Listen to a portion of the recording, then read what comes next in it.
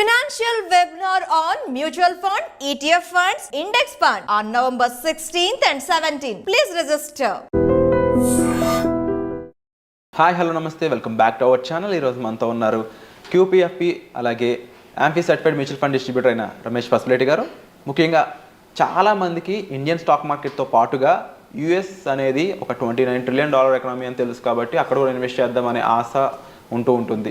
But ఎలా అనేది చాలామందికి తెలియదు. అండ్ మరీ ముఖ్యంగా ఎలా అని తెలిసినా కూడా ఎటువంటి స్టాక్లో ఇన్వెస్ట్ చేయడం అని తెలియకపోతే చాలా దారుణంగా నష్టపోయే ఛాన్సెస్ ఉన్నాయి. అట్ ది సేమ్ టైం లాభం వస్తే అంతకన్నా రెట్టింపు మీరు హ్యాపీగా లైఫ్ సెక్యూర్ అయిపోయేంత రేంజ్ లాభాలు తెలుసుకోవచ్చు. సో వీటన్నిటి గురించి తెలుసుకుందాం ఈరోజు ఎపిసోడ్లో. నమస్కారం సార్. నమస్తే అండి. సార్, ఇండియన్ స్టాక్ మార్కెట్ అనేది it's a growing economy definitely. But still చాలామందికి కొంచెం ఇంకా ఎక్కువ గ్రోత్ వచ్చే ఎకానమీలో ఇన్వెస్ట్ చేయడం అనేది డెఫినెట్లీ బెనిఫిషియరీ అనే చెప్పాలి. బట్ లాభాలు వచ్చినప్పుడు సో అలాంటి $1 ట్రిలియన్ ఎకానమీ యుఎస్, అక్కడ మార్కెట్ ఏ విధంగా ఉంటుంది, మనకి వాళ్ళకి కంపేర్ చేసినప్పుడు వాలటాలిటీ అక్కడ ఏ విధంగా ఉంటుంది, మార్కెట్ పనితీరు గురించి అక్కడ ఇన్వెస్ట్మెంట్స్ గురించి చెప్తారు. సో మీరు చెప్పినట్టుగా ఫస్ట్ ఆఫ్ ఆల్ ఇండియా అనేది డెఫినెట్గా ఎమర్జింగ్ కంట్రీ. సో 2047 కల్లా మనము డెవలప్డ్ కంట్రీ కాబోతున్నాం కాబట్టి మనకి ఇక్కడ ఆపర్చునిటీస్ చాలా ఉన్నాయి. సో మనం చాలా భాగం ఇక్కడ ఈటీఎఫ్లు ఉన్నాయి మనకు కూడా, లేదంటే ఇండెక్స్ ఫండ్స్ ఉన్నాయి. వీటిలో ఇన్వెస్ట్ చేయడం మంచిది. కొంత భాగం అంటే ఎప్పుడైనా డైవర్సిఫికేషన్ మంచిది. మనం మ్యూచువల్ ఫండ్లో కానీ ఇండెక్స్ ఫండ్స్లో కానీ ఎందుకు ఇన్వెస్ట్ చేస్తున్నామంటే డైవర్సిఫికేషన్ కోసమే. ఓ కంపెనీలో కాకుండా డిఫరెంట్ కంపెనీస్లో పెట్టడం కోసం. అలాగే గ్లోబల్ డైవర్సిఫికేషన్ కూడా మంచిదే. అంటే ఒక కంట్రీలోనే కాకుండా డిఫరెంట్ కంట్రీస్లో కూడా పెట్టడం మంచిదే. ఎందుకంటే ఇప్పుడు ప్రస్తుతానికి ఇండియా బాగానే ఉంది. రేపు ఏం జరిగిద్దో మనకు తెలియదు. రేపు జిన్పిన్కి మన మోడీకి ఏం ప్రాబ్లం వచ్చిందో తెలియదు, మనకి కెనడా ట్రూడోకి ఏం ప్రాబ్లం వచ్చిందో లేదో తెలియదు. మనమంతా ఎక్స్పోర్ట్స్ ఇంపోర్ట్స్ తోటి అన్ని కంట్రీస్ తోటి కనెక్ట్ అయి ఉన్నాం. సో ఎక్కడ ఏం ప్రాబ్లం వచ్చినా మన మీద ఇంపాక్ట్ పడే అవకాశం ఉంది. సో కొద్దిగా యుఎస్ స్టాండర్డ్ ఉంటుంది. సో వాళ్ళు ఎక్కువ ఇంపాక్ట్ ఉండదు వాళ్ళకి. సో ఎందుకంటే వాళ్ళు already super power. So highest trillion economy, almost $30 trillion crores economy కాబట్టి సో వాళ్ళకు కొంచెం స్టాండర్డ్ ఉంటాయి. అది కూడా వాళ్ళ ఈ ఫేమస్ షేర్స్ ఉన్నాయి, లైక్ గూగుల్ కానివ్వండి, లేకపోతే అమెజాన్ కానివ్వండి, ఫేస్బుక్ కానివ్వండి. సో ఇలాగా చాలా మంచి ఇంకా మన వారన్ బఫెట్ గారిది బర్షేర్ హాత్వే కానివ్వండి, ఇవన్నీ చాలా మంచి షేర్స్. అవి కూడా చాలా స్ట్రాంగ్ ఉన్నాయి అక్కడ.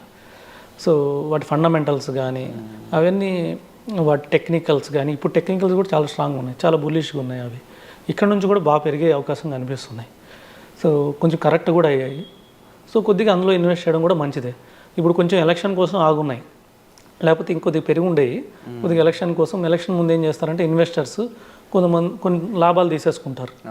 సో రీసెంట్గా కూడా మన చదివిన వారన్ బఫెట్ గారు ఆల్మోస్ట్ 21 lakhs crores ఎక్కువ యాపిల్ షేర్స్ అమ్మేసి క్యాష్లో ఉన్నాడు. ఎందుకంటే మార్కెట్ కొద్దిగా కరెక్ట్ అయితే ఇన్వెస్ట్ చేద్దామని.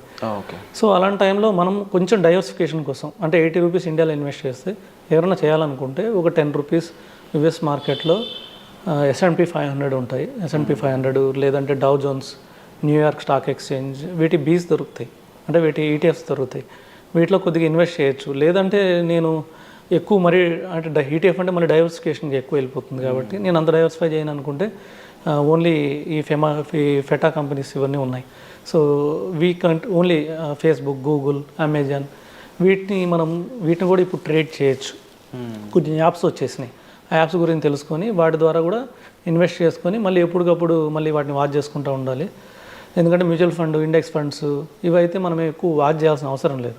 ఫండ్ మేనేజర్ చూసుకుంటాడు, మనకి ఆ ప్రాబ్లమ్స్ ఉండవు. కానీ ఎప్పుడైతే ఈటీఎఫ్ కానీ మనం షేర్స్కి వెళ్ళామంటే కొంచెం మనం ట్రాక్ చేసుకుంటూ ఉండాలి. వాటి రిజల్ట్స్, క్వార్టర్లీ రిజల్ట్స్ ఎలా ఉన్నాయి, so quarter on quarter, every quarterly పెరుగుతున్నాయా లేదా, డెట్ పెరుగుతుందా కంపెనీకి, లేదా న్యూస్ ఏంటి, ప్రజెంట్ న్యూస్ ఏంటి, సో ఎక్స్పెక్టెడ్ రిటర్న్ ఎంత రిటర్న్ ఇస్తుంది, పిఈ, ఇండస్ట్రీ పిఈ ఎంత ఉంది, ఇవన్నీ చూసుకుంటే బాగా ఇన్వెస్ట్ చేస్తే. సో లాస్ట్ యాక్చువల్గా 5 years చూసుకుంటే యుఎస్ మార్కెట్ ఎక్కువ ఇచ్చింది. మనం అందరం ఇండియన్ మార్కెట్స్ పెరిగిపోయినాయి. షేర్ చాలామంది ఈక్విటీ పోర్ట్ఫోలియో లాస్ట్ 1 yearలో చాలామంది డబల్ అయినాయి. సో మై డబల్ అయినాయి అనుకున్నాం, కానీ యుఎస్ వాళ్ళ డబల్ కన్నా ఎక్కువైనాయి లాస్ట్ 1 yearలో స్టాక్స్ పోర్ట్ఫోలియో. అంటే సార్ ముఖ్యంగా ఇక్కడ చాలా లైఫ్ చేంజింగ్ కంపెనీస్ అనవచ్చు, లేదంటే ఒక జనరేషన్కే ట్రాన్స్ఫర్మేషన్ తీసుకొచ్చిన కంపెనీస్ లాంటివి చాలా ఉన్నాయి యూఎస్లోనే. ఈవెన్ అప్కమింగ్ ఒక ట్రాన్స్ఫర్మేషన్ ఫేజ్ని బిగిన్ చేసిన టెస్లా లాంటి కంపెనీస్ కానీ, లేకపోతే యాపిల్ లాంటి నెవర్ ఎండింగ్ బ్రాండ్ కానీ, ఇంకా మీరు చెప్పినట్టు బ్యాక్షైర్ ఎవరైతే మనకి ఫాదర్ ఆఫ్ స్టాక్ మార్కెట్ అని కొంతమంది పిలుచుకునే పర్సన్ అయి ఉండొచ్చు, లేకపోతే ఇంకా అంటే ఒక క్వాలిటీ స్టాక్ అనేది అక్కడ ఆల్రెడీ పుట్టుకలు ఉంది.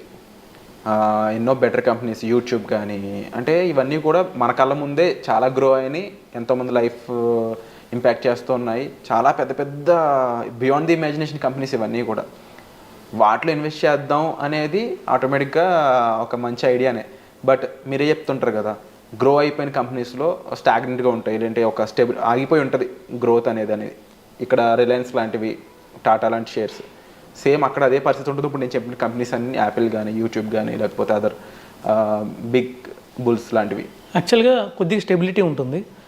మామూలుగా లార్జ్ కంపెనీస్లో లైక్ రిలయన్స్ ఇండస్ట్రీస్ కానీ, టీసీఎస్ కానీ, అలాగే అక్కడ చూసుకుంటే మనకి టెస్లా కానీ, లేకపోతే అమెజాన్ కానీ, గూగుల్ కానీ, సో యూట్యూబ్ కానీ, ఇవన్నీ పెద్ద కంపెనీస్కి కొద్దిగా స్టాండర్డ్ ఉంటుంది. కానీ మన market different, US market different. మనవి లార్జ్ క్యాప్స్ పెద్ద పెరగలేదు లాస్ట్ 3-4 ఇయర్స్లో. సో రిలయన్స్ ఇండస్ట్రీస్ ఎక్కడ ఉందో 3 ఇయర్స్ బ్యాక్ ఇప్పుడు అక్కడే ఉంది. సో టీసీఎస్ లాస్ట్ 3 ఇయర్స్ ఎక్కడ ఉందో, సో దానికన్నా కొంచెం ఎక్కువ పెరిగింది అంతే, మరీ ఎక్కువ మిగతా స్టాక్స్లా పెరగలేదు. కానీ ఇక్కడ యుఎస్ కంపెనీస్ ఆల్మోస్ట్ డబుల్ అయినాయి లాస్ట్ 3 ఇయర్స్లో. సో మనం ఫెటా మొత్తం, టెస్లా, ఫేస్బుక్, అక్కడ ఉన్న వాట్సాప్, దీనికి సంబంధించిన కంపెనీస్ మొత్తం లిస్ట్ అయిన కంపెనీస్ అన్నీ, సో అమెజాన్, ఇవన్నీ డబుల్ అయినాయి ఆల్మోస్ట్. సో యాపిల్ కంపెనీ మనం చూసుకుంటే యాపిల్ షేర్ కూడా లాస్ట్ 3 ఇయర్స్లో మోర్ దెన్ డబుల్ అయింది. సో దీన్ని బట్టి మనం అక్కడ కొంచెం పెద్ద కంపెనీస్ కూడా గ్రో అవుతున్నాయి. సో ఆ విధంగా మనకి వాళ్ళకి కొంచెం డిఫరెన్స్ ఉంది. సో నాకు తెలిసి అక్కడ కొద్దిగా లార్జ్ క్యాప్లో కూడా ఇన్వెస్ట్ చేసుకోవచ్చు, ఇబ్బంది లేదు. ఇక్కడ కూడా ఇప్పుడు రిస్క్ తక్కువ ఉన్న వాళ్ళు లార్జ్ క్యాప్లో పెట్టుకోవచ్చు, ఇబ్బంది ఏం లేదు. సో వండర్ఫుల్గా ఇక్కడ విషయాలన్నీ కూడా మాకు ఎక్స్ప్లెయిన్ చేయడం చేశారు sir, and thank you so much for such information.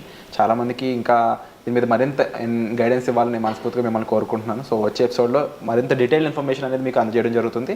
ఈలోపు రమేష్ పసుపులేటి గారిని మీరు కలిసి ఇన్వెస్ట్మెంట్స్ గురించి మాట్లాడి సరైన ఇన్వెస్ట్మెంట్స్ చేయడం ద్వారా మీ లైఫ్ని ఒక సెక్యూర్డ్గా మార్చుకోవాలనుకున్నట్లయితే పర్సనల్ అపాయింట్మెంట్స్ అనేవి ఆన్లో ఉన్నాయండి. మీరు ఇమీడియట్గా డిస్ప్లే అవుతున్న నెంబర్స్ కాల్ చేసి ఇమీడియట్గా పర్సనల్ అపాయింట్మెంట్స్ అనేవి బుక్ చేసుకోవచ్చు. అందులో మీరు ఫైనాన్షియల్ ప్లానింగ్ అయి ఉండొచ్చు, బడ్జెటింగ్ అయి ఉండొచ్చు, ఎమర్జెన్సీ ఫండ్స్ అయి ఉండొచ్చు, మ్యూచువల్ ఫండ్స్లో ఇన్వెస్ట్మెంట్స్ అయి ఉండొచ్చు, లేదు ఓవరాల్గా మీ స్టాక్ మార్కెట్ జర్నీ ఏ విధంగా బిగిన్ చేయాలనేది అయి ఉండొచ్చు. ఇవన్నీ కూడా మీరు సార్తో డిస్కస్ చేసి వాటన్నిటిని కూడా మీరు అరేంజ్ చేసుకోవచ్చు. సో దానికోసం డిస్ప్లే అవుతున్న నెంబర్స్ కాల్ చేయడం ద్వారా మీరు అపాయింట్మెంట్ అనేది బుక్ చేసుకోవచ్చు. Thank you so much sir. Thank you అండి.